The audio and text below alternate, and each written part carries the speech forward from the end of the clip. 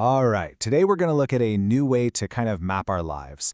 It's this idea that breaks down our whole personal journey into three really distinct kinds of movement. So let's just start with a big question, right?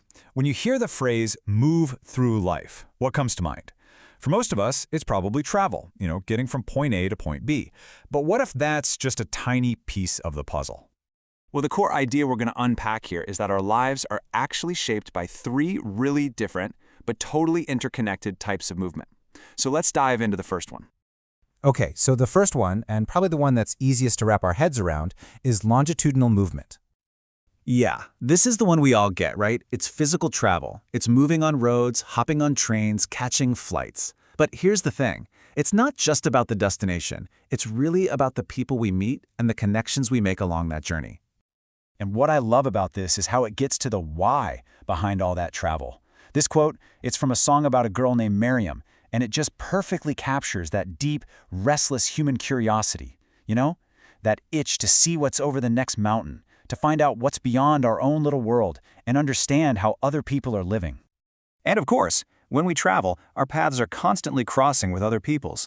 This line from Celeste, wow, it just nails that beautiful, sometimes fleeting, but super powerful nature of human connection.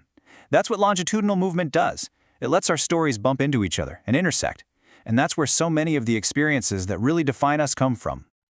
Okay, so our journey isn't just about moving across the map. The second dimension of movement, well, it takes us inward. And this is called vertical movement. So what is vertical movement? It's all about learning. Simple as that. It's the process of literally forging new connections in your brain. Creating these new grooves. It could be mastering a skill, digging into a new subject, or just getting a much deeper understanding of how things work. And I absolutely love this metaphor. Just think about it for a second. When you read a book, you are basically downloading years of another person's life and their experiences directly into your brain in just a matter of hours. I mean, that's vertical movement in action. It's like a time machine for personal growth, just accelerating everything in this incredibly powerful way.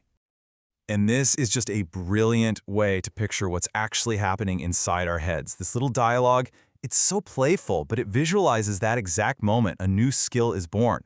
It's that little spark when your neurons go, hey, let's link up, and then, whoa, this works. Let's make this connection permanent.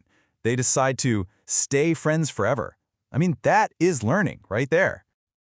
Okay, so we've traveled outward across the world, and we've traveled inward to deepen our knowledge. Now, for the third type of movement.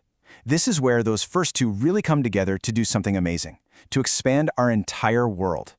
This is what we call lateral movement. So, lateral movement, it's a fundamental shift in how you see things. It's that moment you start to see beyond just your own stuff and recognize that you're part of this huge, interconnected web. It's really all about empathy, about widening your perspective. This comparison just lays it out so clearly, doesn't it?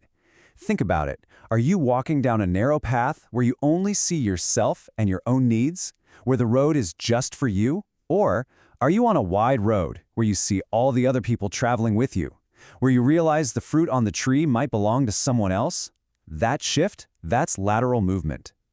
And here's a really powerful, personal story that just makes this whole concept hit home. The author talks about shedding this kind of negative pride. That feeling that makes you think you're somehow separate or better than others. And when that imaginary wall just crumbled, he said he felt lighter, more connected, and suddenly he was able to learn from everyone around him. So you might be asking, how does this all fit together? And that's the crucial point.